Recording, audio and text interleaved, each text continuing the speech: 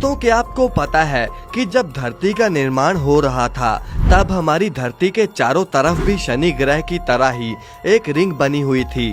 और क्या आपको पता है कि जो चांद पर बड़े बड़े गड्ढे हैं वो उस पर कैसे आए? आपको बता दें कि जब पृथ्वी का निर्माण हो रहा था तब धरती पर एक दिन 24 घंटों का नहीं बल्कि सिर्फ 6 घंटों का ही हुआ करता था।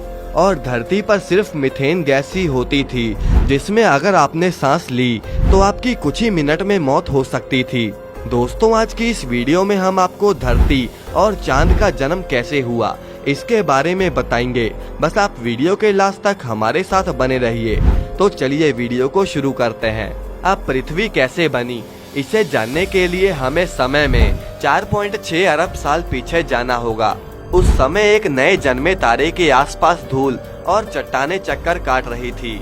अब ये चट्टानें ग्रेविटी की वजह से आपस में टकराना शुरू हो गई। अब टकराते टकराते कई लाख सालों के बाद वही सभी चट्टानें एक बड़े आकार की चट्टान में बदल चुकी थी। अभी हम इसको पृथ्वी नहीं कह सकते क्योंकि अभी ये बहुत गर्म है। उस समय धरती की सतह इतनी गर्म थी कि आपका पैर धरती पर पड़ने से पहले ही जल जाता। उस समय धरती पर लगातार एस्टेरॉइड्स की बरसात हो रही थी जो कि कई किलोमीटर लंबे खौलते लावा का निर्माण कर रहे थे। अब एक नया नवेला ग्रह गोली की रफ्तार से भी 20 गुना ज्यादा तेज धरती से आकर टकराता है। अब इसी टकराव की वजह से हमारे खूबसूरत चांद की रचना होगी। टकराने की वजह से लाखों चट्टानें धरती के आसपास घूमना शुरू हो गई और शनि ग्रह की तरह ही हमारी पृथ्वी के आसपास भी 2 रिंग्स बने हुए थे। इस रिंग की वजह से बड़े बड़े एस्टेरॉइड्स धरती पर बरस रहे थे, लेकिन अभी तो ये शुरुआत ही थी। अब दोस्तों, ये है हमारा चांद। उस समय इसमें अभी कोई दाग नहीं था। स्टार्टिंग में इसका पूरा सरफेस गर्म लावा से बना था। 30 लाख साल बाद हमारे सोलर सिस्टम में कुछ ऐसा होने वाला है जिसके बारे में आप शायद ही जानते होंगे।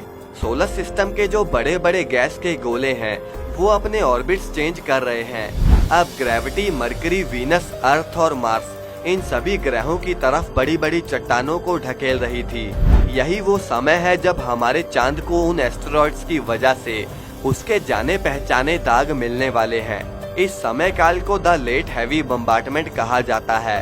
उस समय हमारा चांद इतना गर्म था कि सोलर सिस्टम में ये एक बड़े लालटेन की तरह चमकता था और चांद हमारी धरती के इतना करीब था कि ग्रेविटी 25 गुना ज्यादा इफेक्ट कर रही थी। यानी कि उस समय हमारी धरती का एक दिन 24 घंटे का नहीं बल्कि सिर्फ 6 घंटे का ही था। इसी वजह से धरती पर लावा की जो नदियां थी आज के टाइम से 20 गुना ज्यादा ऊपर उठती थी।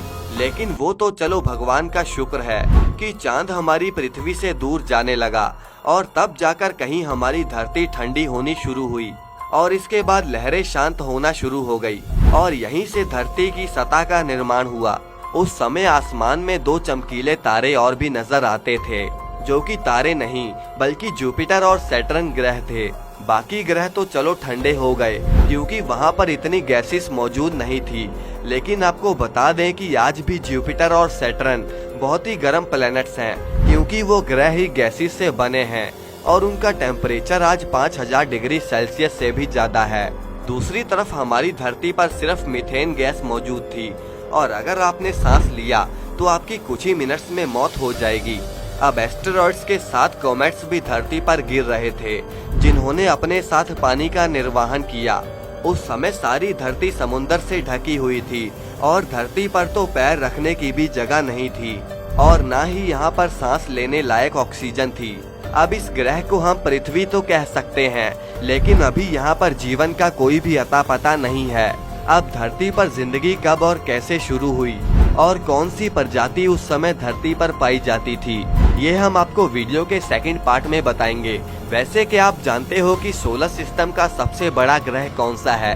कमेंट करके हमें जरूर बताएं और इस वीडियो को लाइक करके चैनल को सब्सक्राइब करना ना भूलें।